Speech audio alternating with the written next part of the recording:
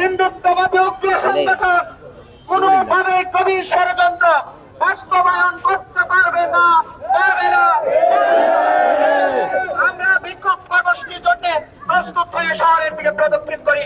সবার সহযোগিতা ও সুশৃঙ্খলতা কাম্য।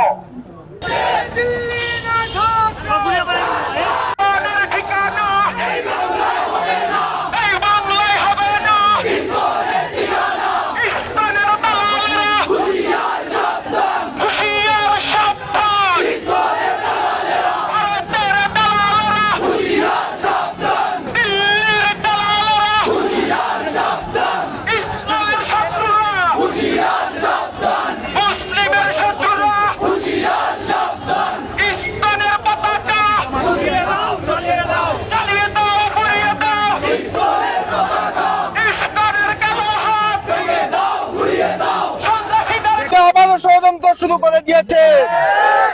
আমরা বলে দিতে চাই, দীর্ঘ 15 বছর আপনারা সকল রাষ্ট্রযন্ত্রকে ব্যবহার করে সাধারণ জনতার সামনে টিকে থাকতে পারেন নাই। সুতরাং আপনাদের সকল ষড়যন্ত্রকে নস্যাৎ করে দেওয়ার জন্য এই দেশের আবারও ছাত্র জনতা প্রস্তুত আছে।